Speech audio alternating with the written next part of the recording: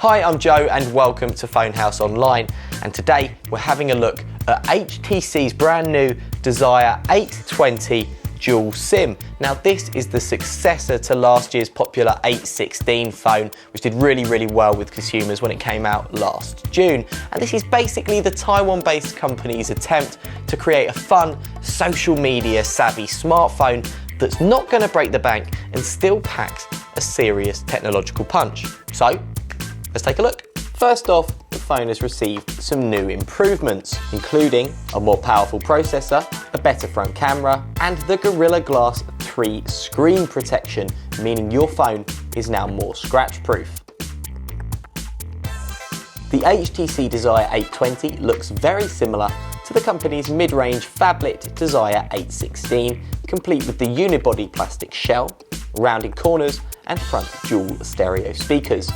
With two-tone colours, the secondary colour in the form of accents surrounding the front panel, volume rocker and power keys, camera lens and HTC logo, etc. Colour sets range from subdued to funky. Marble white, tuxedo grey, Santorini white, Milky Way grey, tangerine white, saffron grey, flamingo grey, blue misty, monarch orange are the options available to you. Since the phone sports a big 5.5-inch display, the overall footprint is also large, which of course makes it easier to handle and not too large or heavy either at 155 grams. As with many smartphones, currently the keys are on screen along with the navigation, which is pretty familiar to most people who use Android phones. Unlike the Desire 816, the power and screen lock and the volume rocker keys are located at the right edge of the phone and so offer that secure, tactile feedback.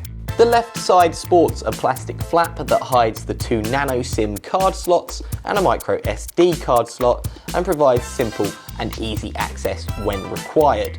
The display is flanked by dual stereo boom sound speakers on both sides.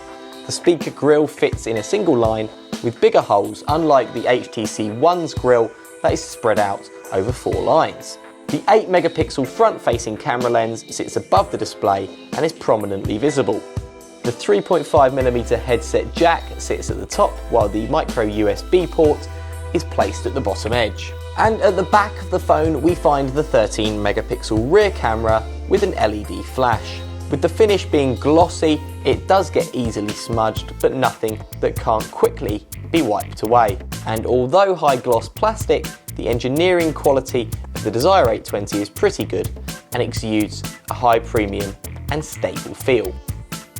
The HTC Desire 820's 5.5-inch Super LCD 2 display has a resolution of 720 by 1280 pixels, meaning it displays in 720p HD. All images and text remain sharp and crisp. The screen is optimum for watching videos and playing games thanks to its large size, so a great one for people on the move and those who travel a lot. Viewing angles on the display were also good and colours appear vivid, though not as vibrant as that on the HTC One. The Desire 820's display comes with Gorilla Glass 3 protection. This is now something we see in many new smartphones, which improves upon the Desire 816 and shows HTC are moving with the times. Having a quick look at software now, and the Desire 820 comes with Android 4.44 KitKat with Sense 6, the latest version of HTC's custom user interface running on top. While the user interface looks very different from stock Android, we quite like the Sense 6 interface. It doesn't look hugely different from that of the previous version of Sense and is nice and easy to use. The on-screen navigation keys, which adapt and hide whilst you play games or use apps, make use of Android's quirky and well thought out new immersive mode.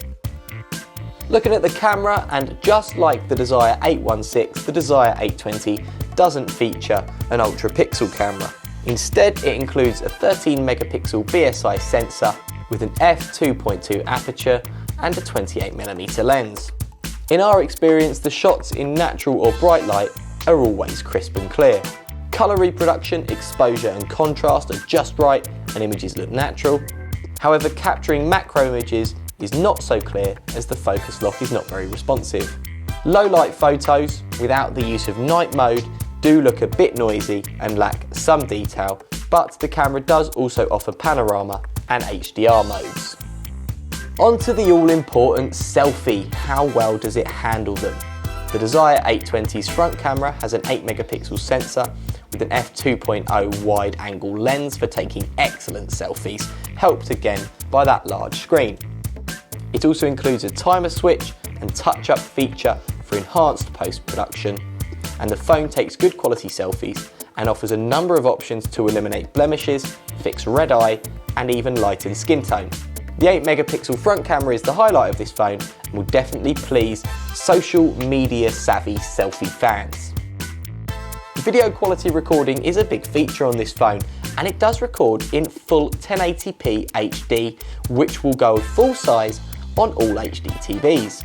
You also get it in 720p HD, which is ideal for high quality YouTube, Vimeo and other online formats.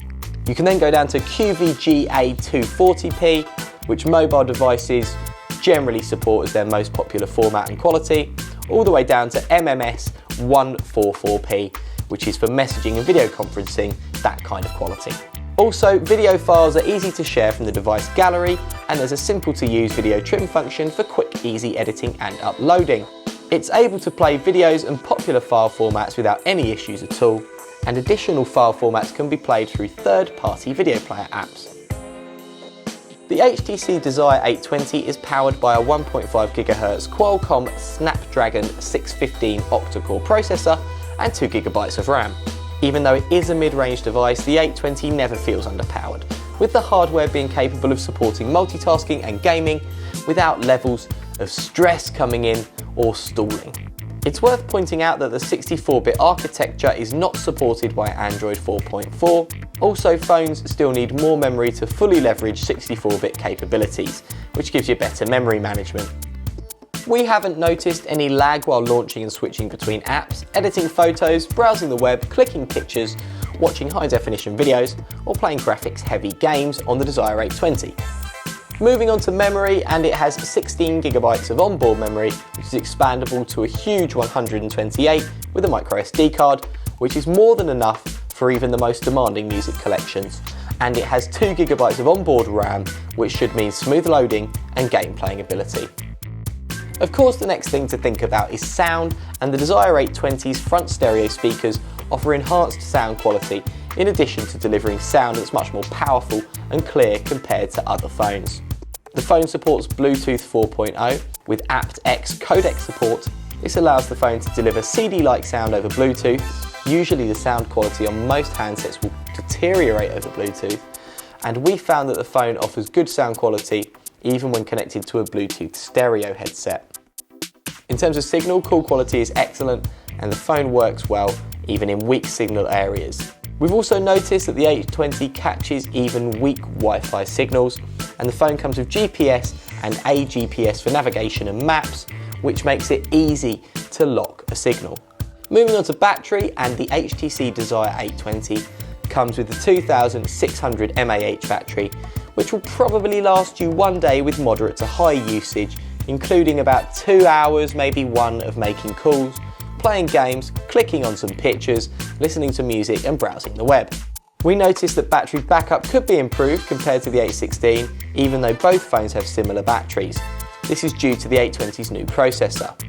The phone comes with an extreme power saving mode, which if you activate, makes the battery last a great deal longer. The mode restricts background data and offers access to phone, messages, mail, calendar and calculator apps. So what's the verdict? Well, the HTC Desire 820 is a good smartphone to buy and sits comfortably in that mid-range landscape, but there are also other good options available on the market. It's a case of user requirements and preference rather than one being significantly better than the other.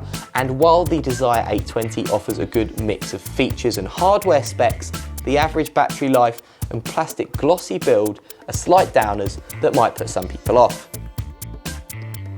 So that's the verdict on the brand new HTC Desire 820 dual SIM, and HTC themselves have said that the handset delivers sizzling performance at stunning value, and sounds like they're right to me. The phone has got some serious hardware, technological capability, but is still reasonably priced and easy to use. 4 out of 5.